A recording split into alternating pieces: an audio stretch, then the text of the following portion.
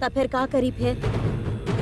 सर हिलावल काफी बाका, या फिर व्हाइट पेपर में पहली बीवी काली बिया ऐसन लिखला के बाद गला में माला पहन ली। जेकर दिल में थोड़ा समझदारी होखे ना, वो इंसान बन सकेला। हमरा पास दिल नहीं खे हा, हमरा के राक्षस करार देबा फिर भी देख लिहा हम तो विशाल के दोसर शादी करवा के ही रहा। बस करा। आप बस करी। रोक पाइब का यह पूछे आयल बानी। तिलोत्तमा, जब तू हमारी जिंदगी में आयल रहलू तो हम तोरा मना ना कैले रही, काहे कि हमार दूसर की शादी नहीं खे। रजिस्ट्रार में दस्तखत कैला के बाद वो शादी ही कहलावेला। इस समाज के दृष्टि में हो सकेला। स्थान देला फिर भी इज्जत चल जाए ऐसन परिस्थिति ना आवे के चाहिए। सही कहनी ना? वैसे भी ऐसे कैसे बात करत बाड़ू तू? देखी जी, बच्चा लोग के खुशी खातिर अगर मिल के रहब तो बहुत बढ़िया हुई जी। विशाल के खुशी यही में बा कि वो अपन पसंद के लड़की के साथ जिंदगी बितावे। स्वामी जी भी तो विशाल के दोसर शादी खातिर कहले बाड़े ना। यही से हम कहतानी, सबके सामने अगर आप हमरा से झगड़ा करब तो हम अपन निर्णय के ना बदलब। मुख्य रूप से ई घर के गुरुदेव के बात के नजरअंदाज ना करब। काली पर अन्याय करके तोरा कौन बात के खुशी मिलत बा? आपन अपन खुशी होखेला। आप कोनो और नाम देव तबो परवाह ना हुई। विशाल के नाम बगल में बा। खूबसूरत स्टेटस वाली लड़की के नाम ही होखे के चाहिए।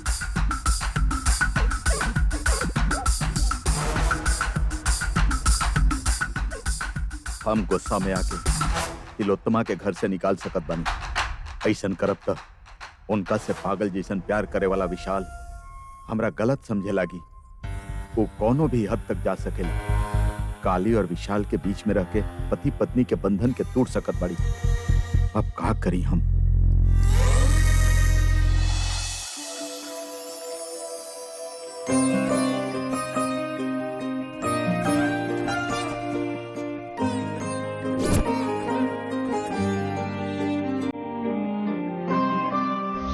आग लग जाए, आग लग जाए।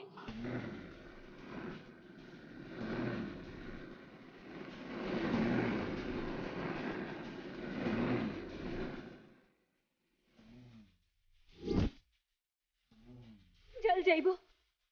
काली, संभाल के रहियो।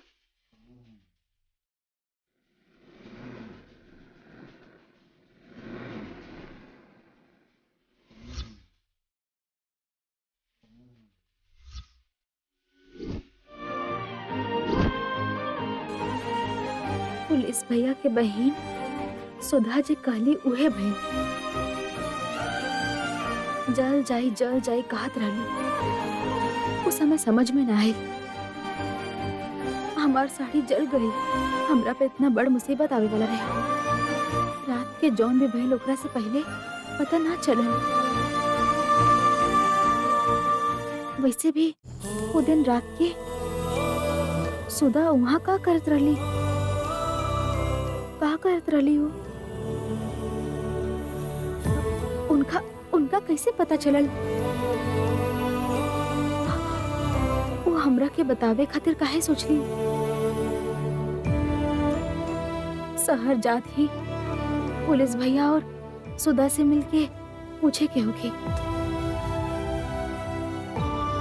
केकरा से बात करल बाड़ू?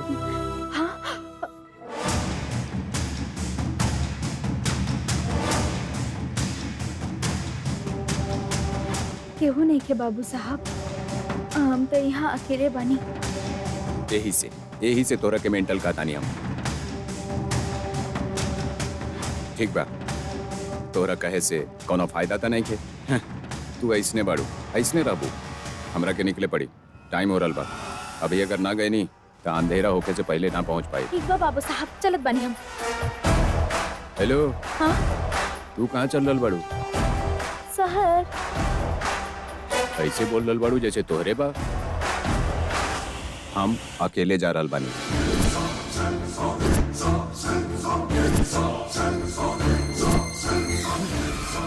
फिर कब आके आप हमरा ले जाए बाबू साहब? अब ना आई, तू हमेशा खातिर यहीं रहबो।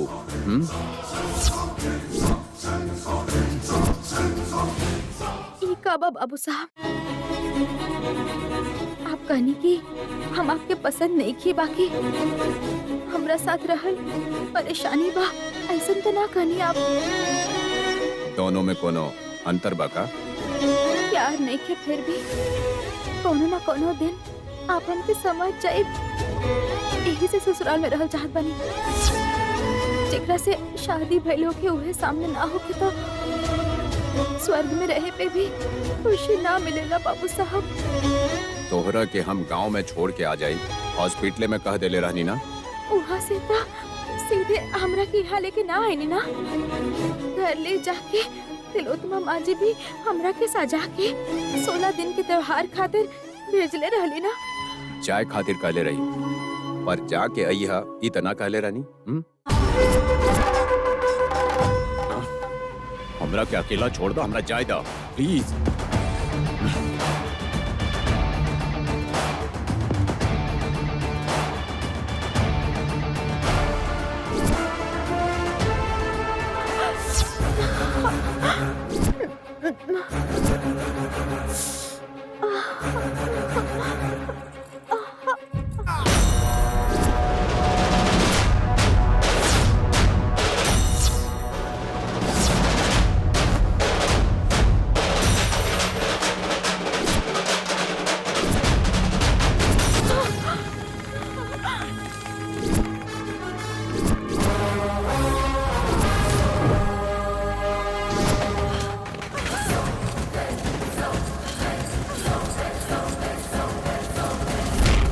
हे माँ विशालाक्षी, आप हमरा के ऐसा काहे दिखोगी?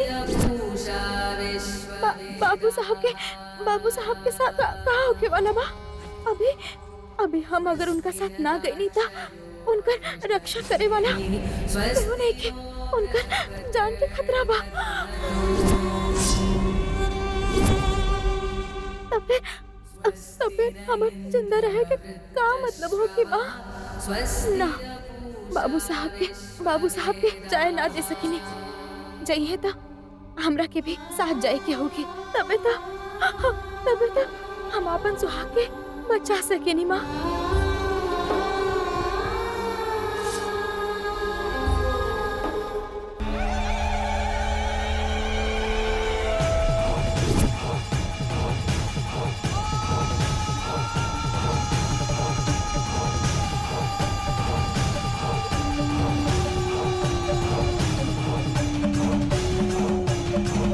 हमरा क्षमा कर दी बाबू साहब।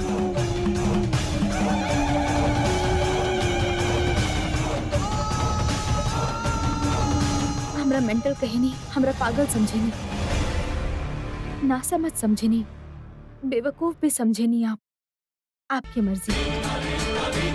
तो फिर कि अनपढ़ त्रिकाली के 3 प्रश्न के जवाब देके आप यहाँ से जा सकत बानी बाबू साहब। कैसन सवाल? पहला, आप कहीं नहीं कि आपके शरीर पे हमार साया भी ना पड़े के चाहिए, लेकिन आग लगल तो हमार साड़ी खींच के हमरा निर्वस्त्र देखला के बाद आप हमार पति ना भइनी का बाबू साहब?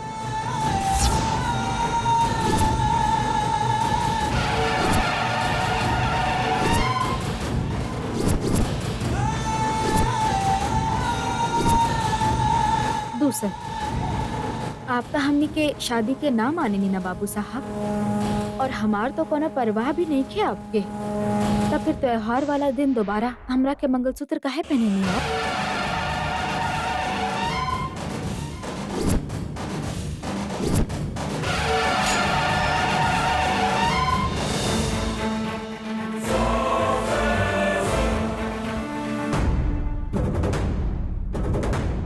तीसर, हमरा के छोड़ के चल जाई बाप, ये बात ससुराल में बतावे के चाहत रहे, हमार मायका में ना कहे के चाहत रहे। आप तो कभी झूठ ना बोले नी ना, फिर सच बतैले बिना यहाँ तक हमरा के काहे लेके आई नी, बताई ना बाबू साहब।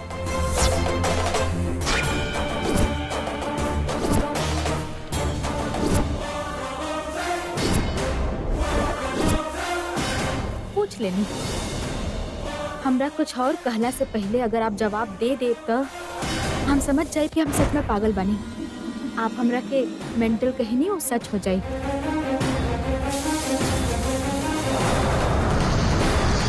बोली ना बाबू साहब। ऐसे ही पूछ ले रहा तू तो कुछ बता भी देती, लेकिन ऐसे एगो बात बताइए, हमार ससुराल है, आपके कहे के चाहत रहे ना कि तोहरा के हम सह ना पाई। अभी तू अपन रास्ता खुद देख ल। उहे बता देले रहती तो हमार गांव में हम आई थी कि हमार लाश आई एकर पता ना होके। ऐसा बात मत कर काली। तो फिर अभी तुरंत के तुरंत हमरा के चुप करा के अपना साथ ले चली।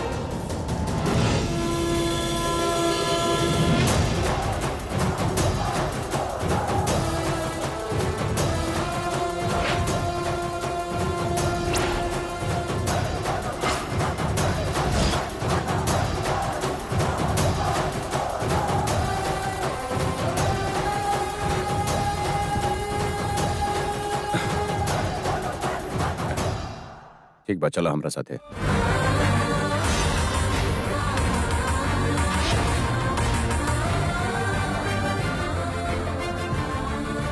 हमरा के माफ करब बाबू साहब, आपके साथ कबो हम ऐसे बात न केनी, पर आपके साथ आई तबे हम आपके बचा सकत बानी। भले ही आपके पसंद ना आवे, पर हम आपके रक्षा करब बाबू साहब।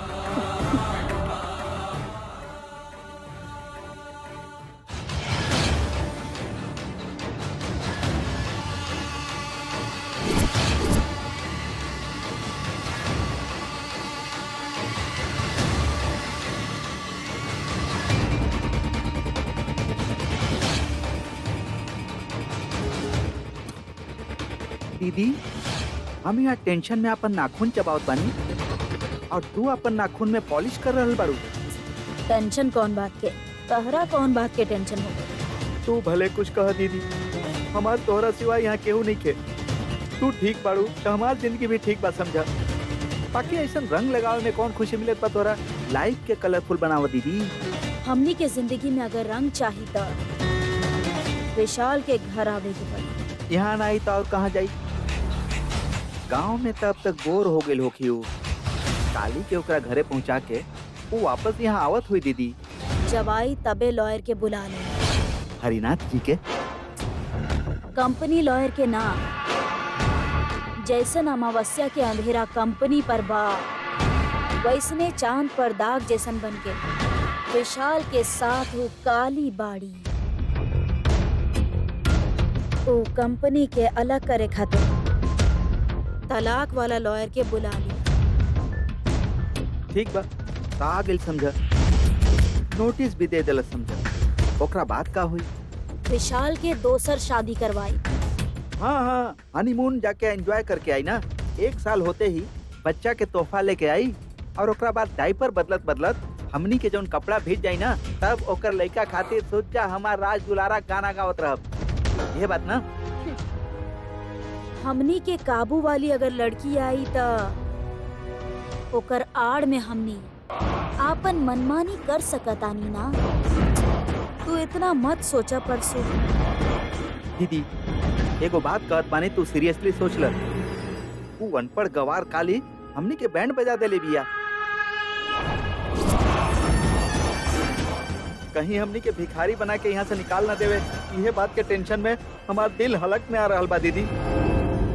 अभी कोनो ब्यूटीफुल और इंटेलिजेंट लड़की अगर आ गई तो हमनी खातिर मुसीबत ना बनी? अभी का कहेला? अब शादी वादी छोड़ा दीदी। तू जैसे ही काली के छोड़ के यहाँ आई तब विशाल के बचावे वाले हीरोइन ही घर में केहू ना होगी। ओकरा आवे से पहले ही हमनी के अपन काम कर देवे के हुई, फिर खेल खत्म। मतलब? मार देव। Shut up. हमार मुंह मत बंद कर, ओकर मुंह और गला दोनों दबा देव। हम अपनी अंगुली से विशाल के गला के नस दबा दे, आराम से मर जाए दीदी। दूसर का शादी के खर्चा भी बच जाए। बोनस बा दीदी। अरे वो सोना के मुर्गी बा, दिहल गईल अंडा भी सोना के ही बा। जल्दबाजी में, हड़बड़ी में जल्दी से जान ले लेला त जायदाद ना मिल पाई, और ना मिली त हम चाहे कितना भी कोशिश करनी सब व्यर्थ बा। यही से शादी करवावे के ही पड़ी, धूमधाम से। वो जब तक हमनी के काबू में रही त ठीक बा, जैसे ही पलट जाई ना कहानी के बदल दे। थोड़ा धीरज तो रखा, विशाल अकेला ही आई, हम ओकरा मना लें।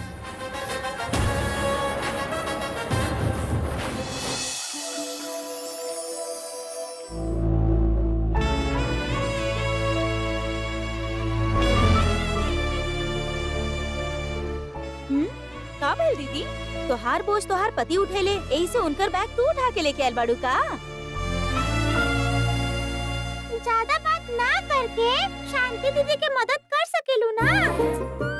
बैग भारी ना हुई शिवानी। तोहार अंदर त लड़किन के लक्षण ही नहीं थे।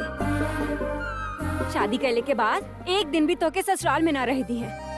दीदी ना रहल बाड़ी का? हमू तो इसने बानी। हम तो रहल चाहत बानी, बाकी उनका रक्षा करे खातिर हमके जाए के होगी।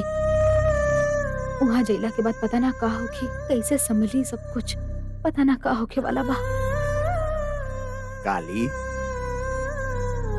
बेटी, काली इला बेटी, ये फूल दोनों लोग लगा ला।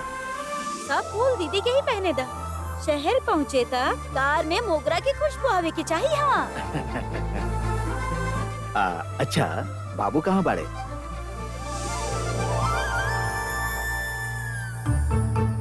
करेक्ट टाइम पर आयल बनी जीजा जी। ई ली ना, ई फूल के दीदी के अपन हाथ से लगा दी। रहे दा ना सुमन, का जरूरत बा? लड़की के फूल खातिर मना ना करे के चाहिए। फूल के मना ना करल बिया दीदी, बाबू साहब के सजावे खातिर मना करल बिया। शर्मा रहल होगी शायद। सुहाग रात मना लेते था, ई शर्म चल जाता जीजा जी। जीजा जी, शर्मेले बिना ही हमनी के सामने ही फूल लगाई ना।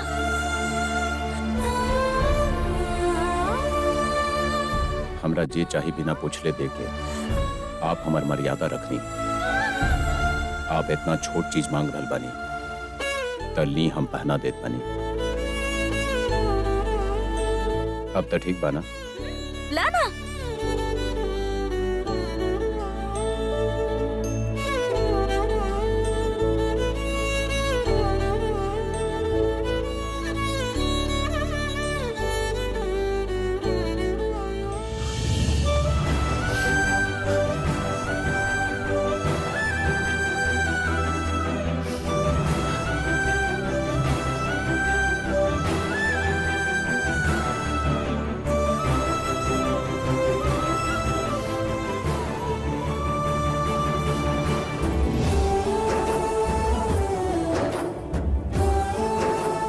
कल अगर आपके बचावे की कोशिश में हमार जान भी चल गई ना, तो यह तरह हमरा के फूल पहना के खुशी से विदा करब बाबू साहब।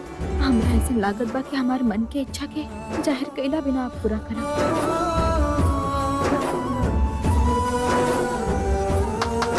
सुपर जीजा जी। बाबू देर हो रहल बा, आप निकल जाई।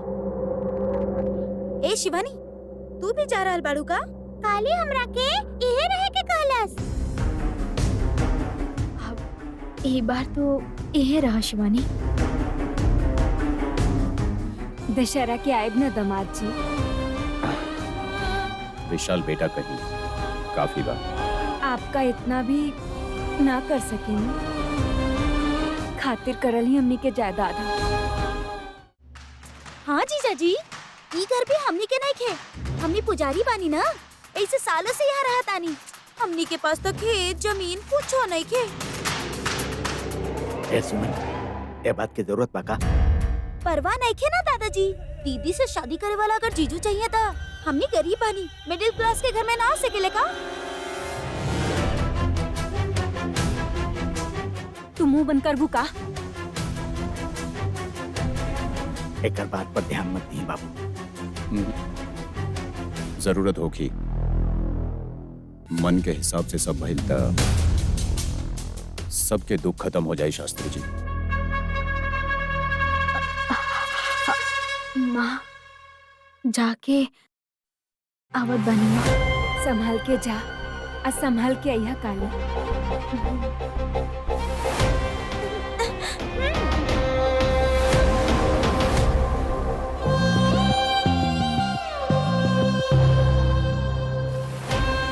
संभाल के बेटी।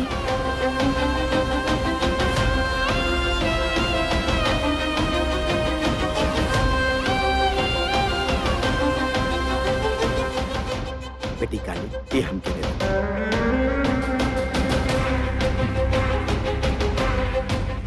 ई ली।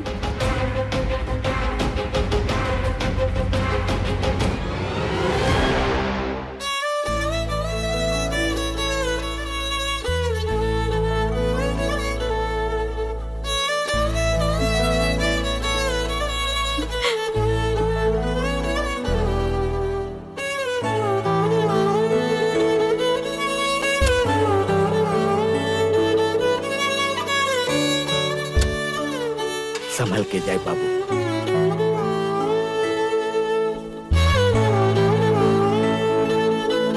बाय दीदी। टाटा काली। टाटा दुल्हे राजा।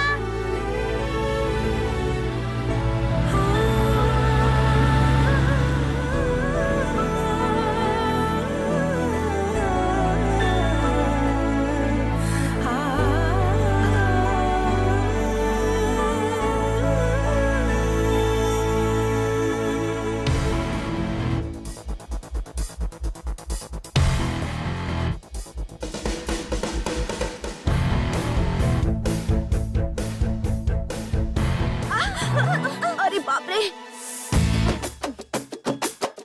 ए, देख के ना चल सकेलू? देख रहल बनी ना सासू माँ। हमार रसोई रहस्य के प्रोग्राम के बहुत ही कमेंट्स आइल बा, पता बा? बेकार के कमेंट्स होई। ऐसन मत बोली ना सासू माँ। ई देखी, हंसिका मैडम, आपके सिखावल मुर्गा सूप पिला के बाद हमार पति पूरा तरीके से नॉनवेज छोड़ देले। आपके सलाम। मुर्गा के सूप, ई कैसन खाना बा? मुर्गा के सूप में ना अंडा के फोड़ के बनेले रहनी सासू माँ। सासू माँ, एक और कमेंट आइल बा। बीच बीच में आपके टिप्स फॉलो कैनी था, हमार हाथ ही जल गईल रहे। अब से हम ध्यान से काम करत आनी। देख ली सासू माँ, सब लोग कितना ध्यान देता रहे हमरा ऊपर। ओफो, तो हर मुंह कमेंट्स भी समझ में ना आवेला तरह के। आप अपन मुंह बिगाड़ रहल बानी, बाकी एक चांस तो देके देखी ना, लंच कैसे प्रिपेयर करत आनी हम। कौनो जरूरत नहीं है, नौकर लोग के लिस्ट दे देले बानी हम। काहे दीदी, कोनो फंक्शन है का? विशाल लौट के आ रहल बा। ओ, काली के साथ आ रहल बा। ना, विशाल अकेले ही आई, यही से दा खुशी के मारे हम इतना खाना बनवा रहल बा। सॉरी सासू माँ, बुरा मत मानिया। अयोध्या में राम सिंगल ना आइले रहलन, सीता के साथ ही आइले रहलन। हंसिका के जीप पे तिल हा, इजे कहियो सच होई।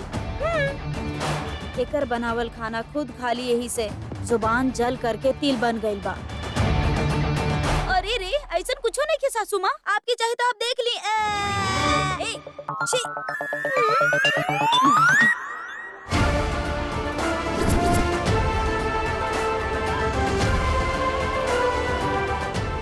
दीदी, तो के रात में ठीक से नींद ना आए रही से दिन में सपना देखत हो तू शायद।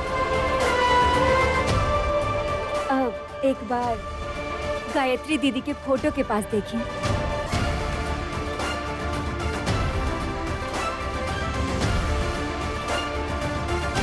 दीदी के फोटो के सामने दीप कैसे खुशी से जल रहा है। छुटकी सासू माँ, आपके मतलब घर में छोटी बहू लौट आई यही से। हाँ हंसिका,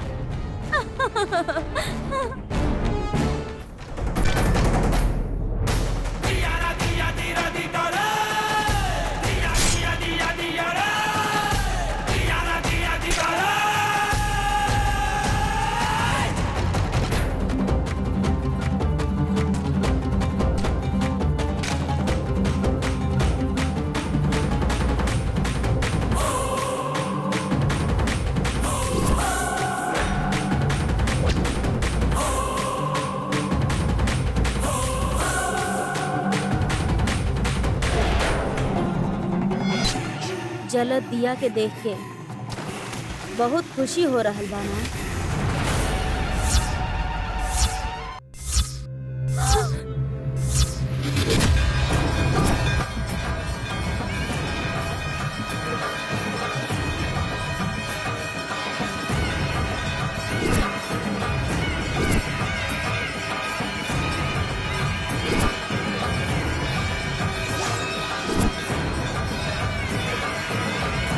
दीदी, दीदी, ये आप का सोच के कहीं नहीं? तोहार बेकार के काम के बढ़ावे खातिर ई दिया के बुझा देनी। गलती पे गलती कर ही रहल बानी दीदी।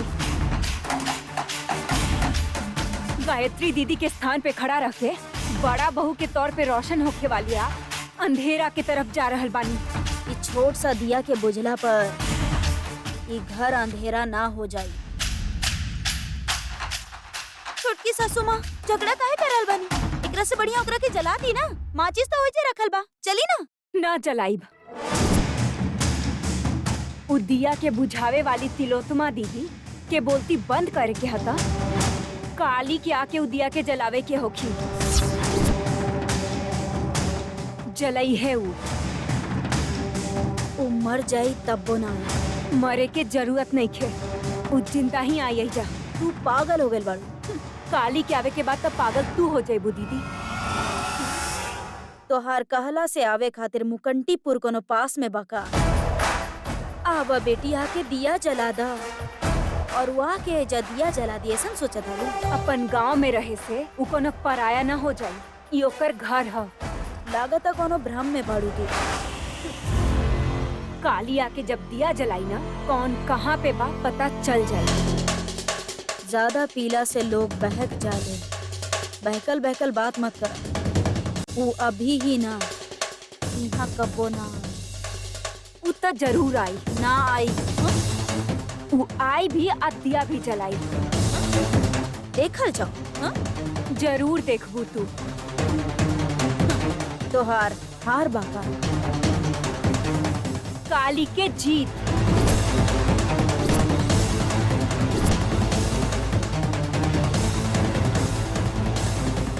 सासू माँ, तू दोनों के चिल्लावल देखा तानी था।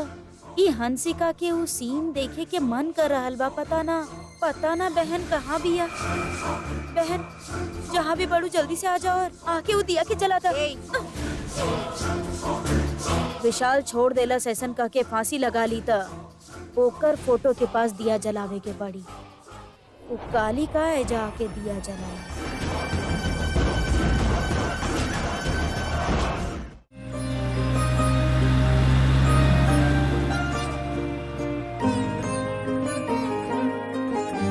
शहर बहुत दूर बना बाबू साहब।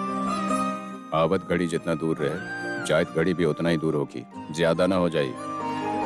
शहर दूर होके फिर भी इंसान और मन दूर ना होके के चाहिए बाबू साहब।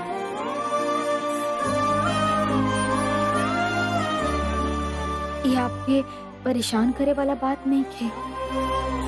अगर आप समझब तो गाड़ी में ही ना, जिंदगी में भी सफर कर सकत बानी बाबू साहब।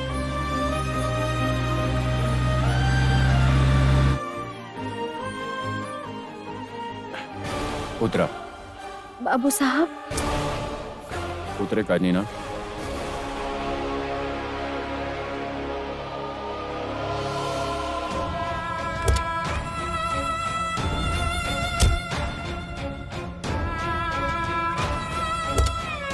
अब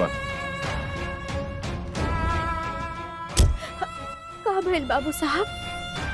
और बचल ही काबा, तू हमरा के परेशान कर रहल बाड़ू। हम का कैले बानी बाबू साहब? तोहरा के यहाँ छोड़ के हम शहर वापस चल जाए, यह सोच के आयल रहनी। रिवाज के नाम पर 16 दिन के त्योहार बा कह के हमारा टाइम वेस्ट कर देला। सब कुछ रीति रिवाज के अनुसार भइल बा बाबू साहब। यही से चिल्लाइल बिना हम शांत बानी। यही से हम फर्स्ट नाइट के तैयारी भी कर लेनी। हम का कहले रही? हाँ, का कहले रही हम?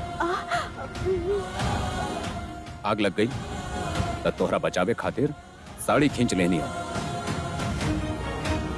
थैंक्स बोलले बिना वो कुछ विवस्त्र अवस्त्र पता ना का कहलन तोहर दादाजी। आप इस सब बात के भूल जाई ना। तो फिर तोहार का बा? पागल बाड़ू का?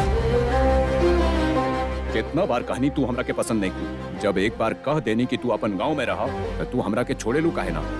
हम आपके नेकी पकड़ ले, आपके बोलल बात के पकड़ ले बानी हम। उहे काहे? शादी भइल बा ना बाबू साहब। चुप रहा। वो हमार नजर में शादी ना रहे तो फिर शादी काहे कहताड़ू? हमने मना कर देने पे सब खत्म हो जाए। देवता सब आशीर्वाद देले बाड़े बाबू साहब। यही सब बात करके तू हमरा के पागल बना देलू हा। देखा, हम सोच ले रहनी की हमार लाइफ बहुत बढ़िया होगी, पर अचानक हमार पापा हमार शादी करा देलन। पर हमरा तोहरा पे कोनो गुस्सा नहीं थे, लेकिन हम तोहके पसंद ना करेनी। तू खुद दे सोचा, तोहार शादी मर्जी के खिलाफ होई ता तू सह पाई तू का? वही तरह हमरा खातिर भी तोहके सह पाइल मुश्किल बा।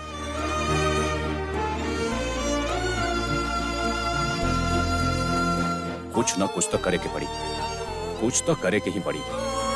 का करब अब बाबू साहब? तोहरा के यही जे छोड़ के चल जात बाड़ी।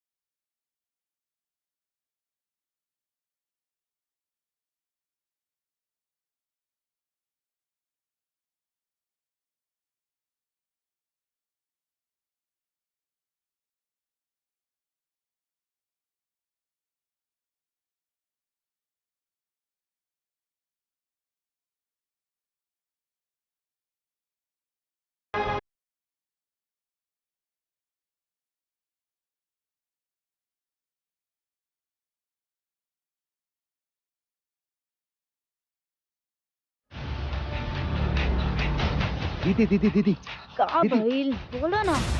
तोहरा पर के वो पत्थर फेंकलस का? पत्थर? इतना दम केकरा पास बा? चैलेंज केलस एकर मतलब पत्थर से भी ज्यादा कठोर बना दीदी। दारूबाज अहिल्या के सामने, वो गायत्री देवी के फोटो के सामने दिया के बुझा देनी हम। अच्छा, इंटरेस्टिंग। ओकरा बाद वो दिया के वापस आके वो काली ही जलाई। ऐसन चैलेंज कैली बाड़ी। अमेरिका वाला भांजा अकेले आवत बाई, बात जान के भी चैलेंज केले बाड़ी, मतलब वो तो ब्रांड ही बदल देले बिया ना दीदी। Excuse me. ए बार त अहिल्या सासू माँ के बात से हम सहमत ही बानी। मतलब घर के छोटी बहू काली घर लौट के जरूर आई, ऐसन हमार सिक्स सेंस बोल रहल बा। एकरा पास सेंस नहीं खे, सिक्स सेंस पता ना कहाँ से। आप का सोच रहल बानी ई सब? हमरा के पता बा सासू माँ। चाचा जी, चला शर्त लगावल जाए 10,000 के। काली आ जाई हमार और ना आई आपके। पागल बिया, 10,000 रुपया कमावत बिया, हमरा खर्चा करे के काम में आ जाई। ठीक बा बहू, शर्त लगावे खातिर तू इतना जिद करत बाड़ू तो 10,000 लगा देत बानी।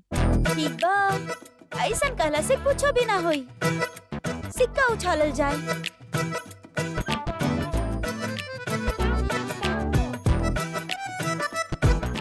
ये 1 रुपया इतना छुपा के काहे रखले बाड़ू? ये 1 रुपया के तो बहुत बड़ा स्टोरी बा चाचा जी। स्टोरी बा, हमरा बहुत पसंद बा बहू। बताओ बताओ बताओ। इंटरेस्टिंग बाना चाचा जी। हाँ। तभी रोक देतानी। सरप्राइज हम सह ना पाइला बहू। हमू सस्पेंस रिवील ना कर सकतानी ना। ठीक बा चाचा जी, ये सब छोड़ी। आपका लेप पट लेप का और का बची बहू, पट बची ना, वो हमार रही। Very good. चिताजा चिताजा उछाल रहल बानी।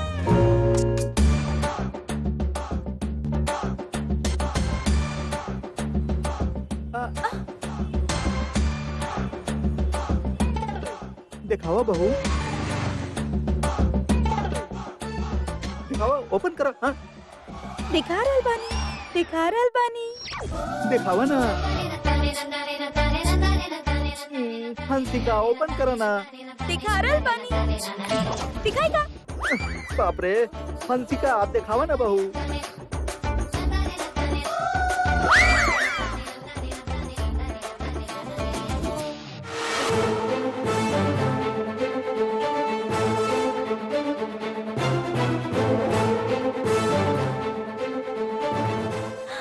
टन टन टन।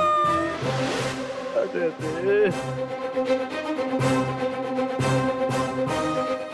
जीत आ गइल। हम जीत गई नी, आप हार गइले। 10,000 हमार भइल। दीदी 10,000 रुपया चल गए। तोहार मुंह ई पगली के साथ काहे खेल रहल बाड़ा? उ काली कबो ना आई, मर जाई तबो।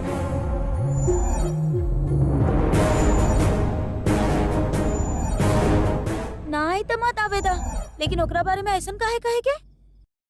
वैसे भी जब आ जाए ना तबे देखल जाए। लेकिन हम जीत गए नी। पगली कहीं के 10,000 रुपया।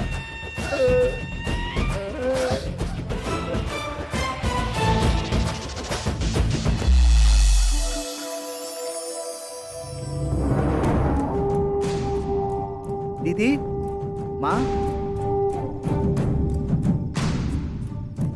दीदी, माँ, दीदी, माँ, ई ऑफिस से आयल बड़े। सेंट्रल जेल से आइल बड़ा ऐसन काहे बता रहल बड़ा बल्ला? ई ना इनकर इंट्रोडक्शन नहीं है माँ। हाथ में जौन फाइल बा ना वो ज्यादा अट्रैक्ट करी।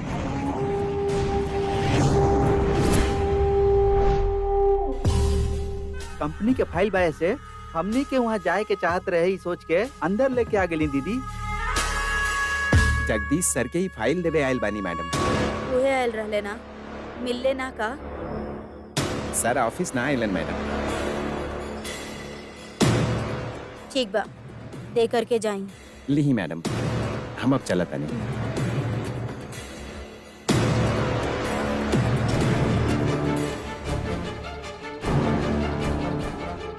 माँ, पापा ऑफिस जाए के बजाय कहाँ चल गए बड़े?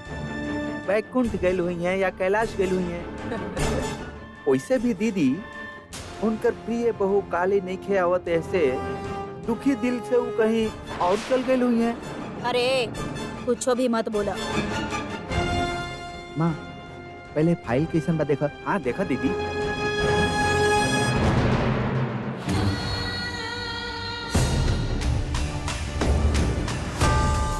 छे, अब ये लाइट जाए के रहे। जल्दी से जनरेटर चालू करे के चाहिए। है सिक्योरिटी, सिक्योरिटी। जनरेटर में प्रॉब्लम आ गई बा सर, बिजली आवे में 5 मिनट लग जाएगी। लागता बारिश होके वाला बा।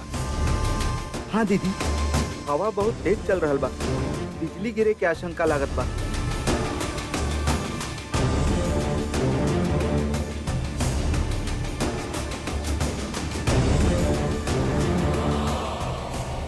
माँ,